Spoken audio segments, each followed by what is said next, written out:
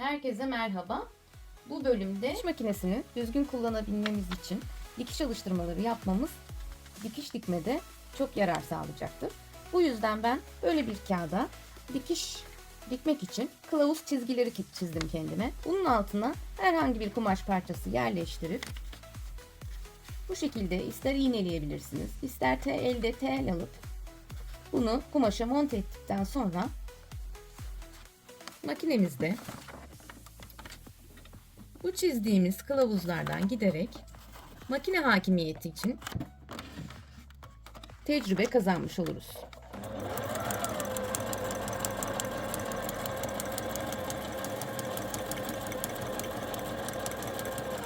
Elbette pedala yavaş basmak ve yavaş hızda gitmek ilk başta düzgün dikişler dikebilmeniz için çok önemlidir.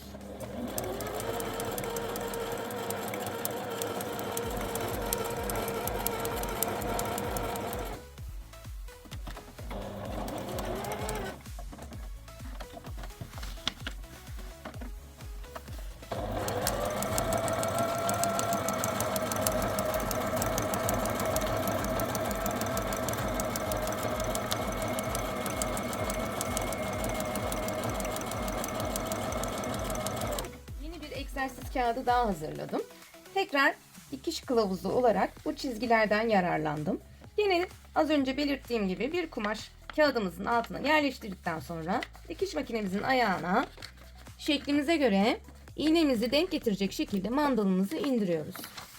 Pedalımıza yavaşça basarak bu şeklin üstünde düzgünce dikmeye çalışıyoruz.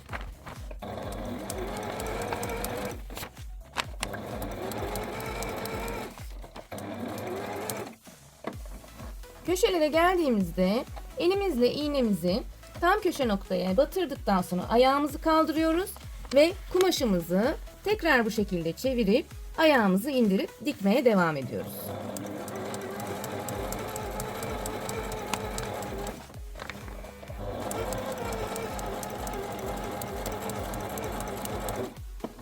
Tekrar aynı iğne içindeyken ayağı kaldırıp tekrar ayağımızı indirip dikmeye devam ediyoruz.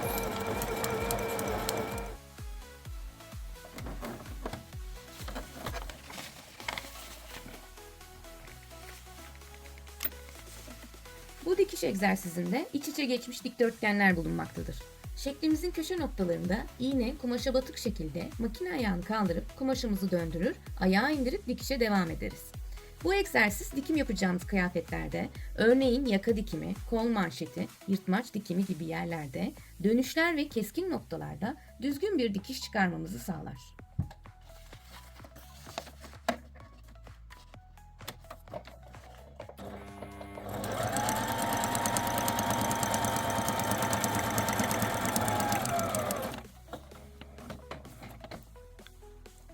Köşe noktamıza geldik. Elimizle iğnemizi içeri kumaşımıza batırdıktan sonra kumaşımızı ayağını kaldırıp makinenin kumaşı döndürüyoruz. Tekrar ayağı indirip dikişe devam ediyoruz.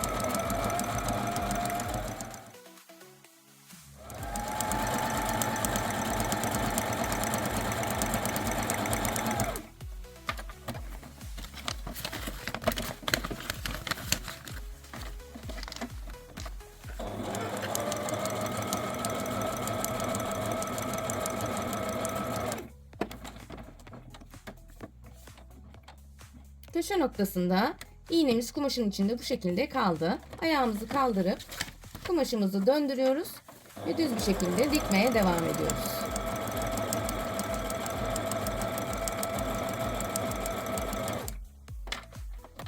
Tekrar mandalımızı kaldırıp makinenin ayağını kaldırdık.